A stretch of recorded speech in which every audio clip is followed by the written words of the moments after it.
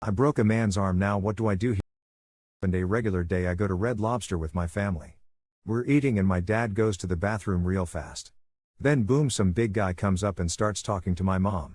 I stood up and said, "Yo, that's my mom, what's wrong with you?" Mind you, he was a hulking, strong looking man, but I wasn't backing down. He said, "Move, Junior." And I said, "Or what?" Mind you, have 5+ years wrestling experience, so I was confident in my ability. He then quickly tries to grab me, but I duck and go for the takedown. Then I realized why there are weight classes. Before you know it, he lifted by the arm and swung me around the restaurant. I'm hitting food, plates, silverware, tablecloths, people, the napkins holder. All I could think of while being ragdolled was, damn, this really happening. I landed into a family of 4 crashing into their lobster deluxe meal. I'm covered in seafood, mad as hell. I rushed the guy and we wrestled again, and I managed to put him into a submission lock armbar. I snapped his arm out of place cause I was mad. I'm facing charges soon, so I guess I'll see how that goes, so pray for me, y'all. My cat brought me chips. Recently my cat has started bringing me chips. She goes into the kitchen, hops on the counter, goes into the decorative bowl that we use to hold a variety of different chips, grabs it and brings it to my door downstairs and gets my attention so I can let her in. If I'm asleep, I would just wake up and go upstairs to eat and find chips at my feet when I open the door. She just did 10 minutes ago and she gave me the smart white cheddar popcorn. It was good and I am thankful for it. It's a blessing to see that even animals take part in the gift-giving generosity that God commands us to be. Embarrassing story cause I'm bored. Me and my old friend Sarah, fake name, used to go on vacation together every year. We loved to visit new places and meet new people. 2 years ago we went to Italy, Rome. Sarah crushed onto this guy whose room was right next to ours. We were both 17 at this time and he was something around the age of 23, let's call him Jake. One night I convinced Sarah to talk to Jake and ask for his number. I saw them talking and then they both looked back at me and he winked. Later that night Sarah told me that he's super funny and cute and I was happy for her. She got his Insta and showed me his profile. I've recognized the username and the profile picture. Jake once used to send me pictures of his Jeff, even though I've told him 100 times that I wasn't interested in any of that. I told Sarah and was scared that she may be mad at me, but we were both able to laugh it off. Jake was gone the other morning. That was probably the reason why he didn't say anything. Almost forgot about that one time. All Star by Smash Mouth caused me to no longer get bullied. Back when I was in high school, I was a very big nerd and I was pretty annoying too, so I was certainly not everyone's favorite. This one kid especially disliked me and was very open and explicit about his hatred of my very presence. He, in particular, was an odd choice for someone to hate me as he too was a nerd, and was into the same kind of nerdy things as I was. He never did anything physical, but he was pretty harsh with his words and I was not too pleased with him.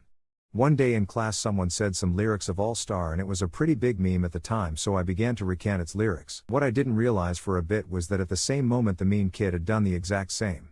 In fact, both of us wound up finishing every lyric of the song. Afterwards, he walked up to me and said something along the lines of, "You know, I still deeply hate you, but I've come to have a deep respect for you as someone who also knows all of the lyrics to All Star by Smash Mouth."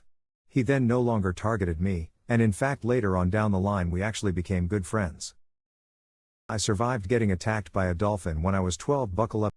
I was staying with my aunt in Florida and we were having a beach day. I was 12 and I don't swim well, so I was only daring to go about waist deep in the ocean. This proved to be a bad idea, so a juvenile dolphin spotted me and I guess he was lonely. I don't know, all I knew was 1 second I was smiling at the little fish darting around my legs, the next second something slammed into me.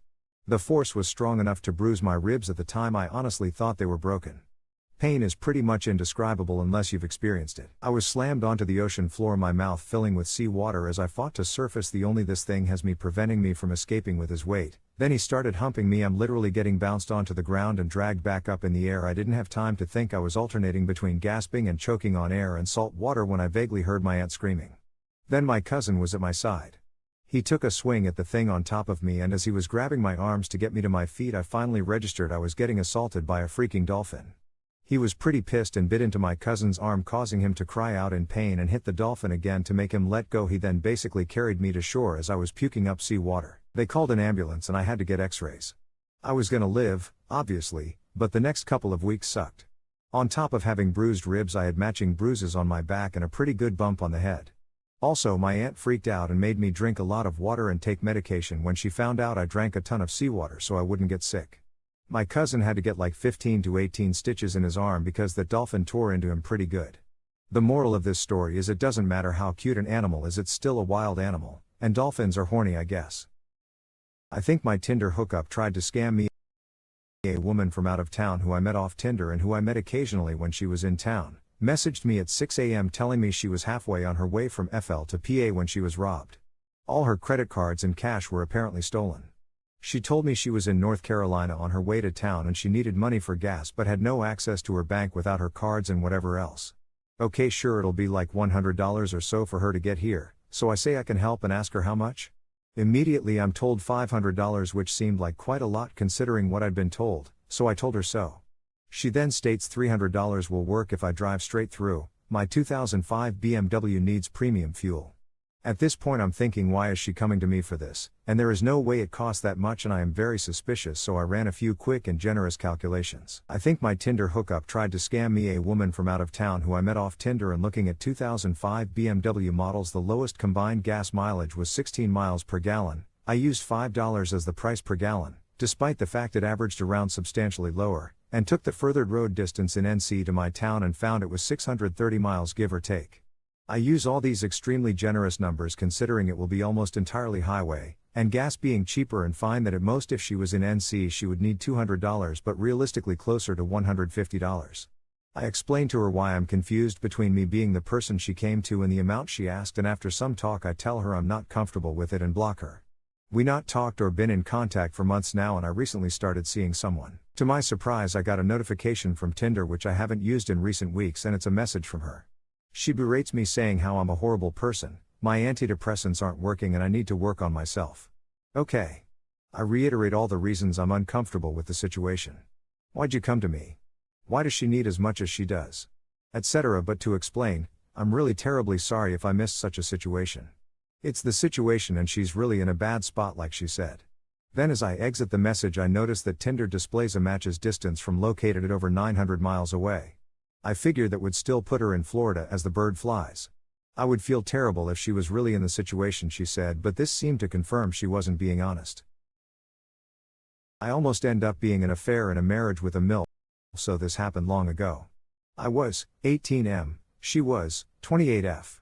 We met online and talked for a while. At the beginning it was fun even though we didn't realize it, but we lived in the same city so we met up and went for hikes. Sometime during October, we had a conversation about romantic life. She told me how she needed action, basically flirt to hook up. Well, I said yes because I didn't really mind. We arranged a meeting and all for a nice hotel until 2 days before we met. A cousin of her told me that she was married. Worst of all, her husband's friend was also sleeping with her. Her husband didn't know anything of that. So as soon as I discovered this, I just ghosted her since I am not going to hit the pubs if she is married and worst of all has an affair with her husband's best friend. Am I wrong for this? Was it good that I distanced myself? Should have done the devil tango with her?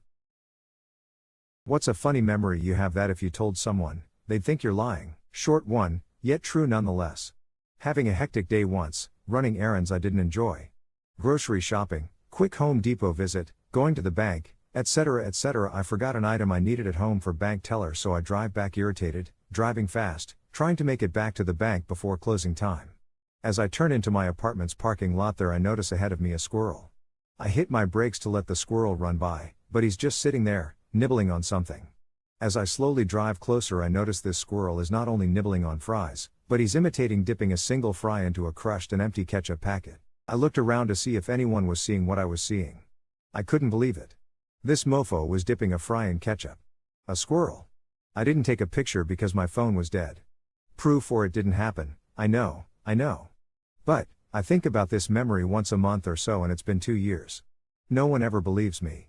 A Bigfoot sighting would have been more plausible. Sometimes I think the fry-eating squirrel was a form of deity or God, reminding me to slow the F down in life. Who knows?